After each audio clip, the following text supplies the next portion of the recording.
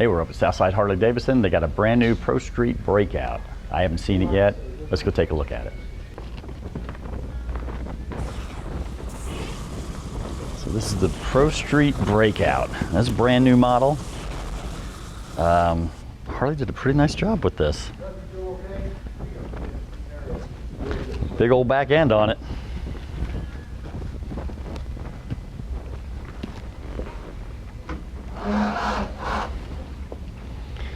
Yeah, as long as the alarm doesn't go off now that I'm moving it around.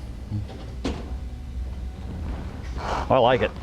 It's definitely different than a Road King, definitely different than a touring bike. This would be a lot of fun to ride. This would be a lot of fun to ride. I may have to take one of these out on the road. It's got a nice look to it. It's definitely got a nice look to it. It's got I like the big back end. I like the big back end a lot on this.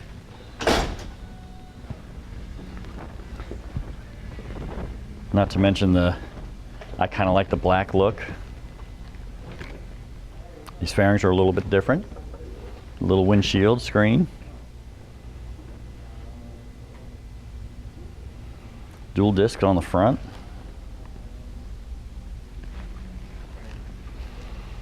Well, it's just a nice, sleek looking bike. I like that. I like that a lot. Tank's got a whole different look to it, a whole different design on it. Well, I got the new CVO Pro Street Breakout. I'm getting ready to take it for a ride. From what I understand, the employees haven't even been able to ride this yet, so I feel kind of honored. Well, I'll tell you right now, there's a lot of throttle response on this. Holy cow.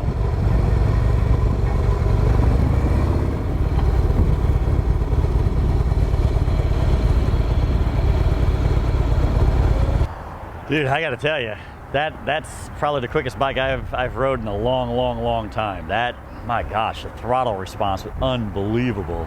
And you know, for a smaller bike, you know, as compared to a touring bike, I expected it to be a lot rougher ride. It actually had a very smooth ride on it. About the biggest difference to me is the front end, getting used to the different weights of the front ends on all the different bikes that I do get to ride.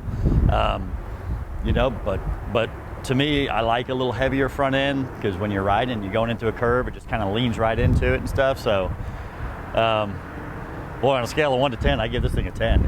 That was amazing, amazing. Well, I'm here with Eric Anderson. You know him from our safety tips. We call him Southside Safety Man here. Eric, I got to tell you, I know this is a stock bike, but I also know it's a CVO, so there's a little extra oomph to this than what you would normally buy.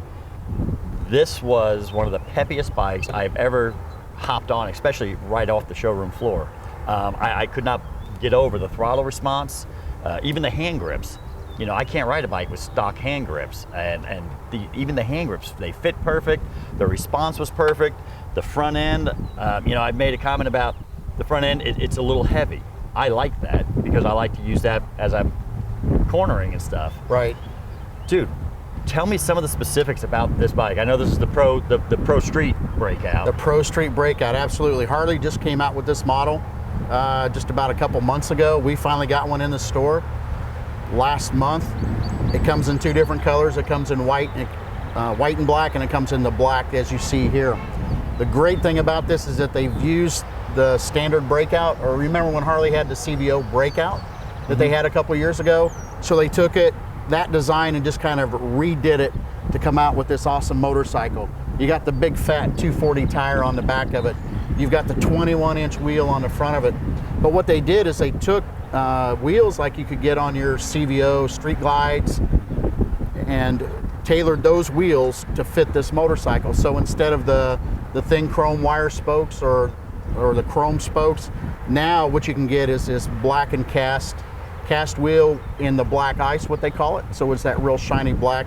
Got a little bit of gold tin to it. And then the drag style handlebars with the grips so that you can really hang on to them. Because when you twisted that throttle, what happened? Dude, I'm telling you, I'm glad it has a little rise in the seat because you definitely, I mean, it wants to go. There's no doubt about it. We do have seat belts available for this particular model if you need it to strap yourself in, because you twist that grip and that's 110 cubic inches of engine powering a motorcycle that's, you know, in the 600-pound range. Right. And so it's pretty awesome. Like I said, bar none, the peppiest bike I've ever taken out of a showroom floor. It was, I was pleasantly surprised. You know, when I first got on it again, it's quite a bit smaller than the bike I'm used to riding. And I thought, you know, well, this would be all right, you know, if you're doing day trips or whatever, you know, if you're doing 200, 300, 400 miles a day or something, it'd be all right. But man, by the time I came back, I thought, I don't know, I might be able to do long distance riding on this bike. Yeah, absolutely. And with the 2-part seat on here, not only does it give you the capability of taking a passenger, but you can take that off and have a nice clean solo look to it also. And you know, there's a lot of guys that'll buy this bike, or even girls that'll buy this bike, that really don't want a passenger on it. They just want themselves on it. Yeah. But some of the other styling on it, the cafe fairing up top, the spoiler down at the bottom, you know, even though it's a air-cooled engine, and it's the 110 cubic inch Screaming Eagle engine that you find on the Screaming Eagle Street Glides, the Screaming Eagle Ultra Limiteds, the Screaming Eagle Road Glide, same 110 cubic inch engine on that. In fact, we've got a couple other bikes inside that have 110s on them now that they've come out with stock from the factory. Another model that they brought out is the new Dyno Lowrider S. So figure a Dyno Lowrider with a 110 cubic inch engine in it. That's another awesome motorcycle. Yeah. I'd love to show it to you, but it's already gone. As soon as it came off the truck, it was already gone. Well, this right here, the Pro Street Breakout, man, I tell you what, I would have to give it, like I said, on a scale of 1 to 10, it would be hard not to give it a 10. Oh yeah, it was absolutely. Everything about it I liked. There was not one thing about it that I thought, well, you know, if this was different or that was different. It was, I mean, like I said, right off the showroom floor was like, my God, this is perfect. I'd like to say I could attest to the way it rides, but Scott, you're the first one that's taken this out on any length of test ride, so we've kind of reserved that for you. And I do appreciate that. I do appreciate you guys holding back, making everybody wait until I got to ride it first. I like that.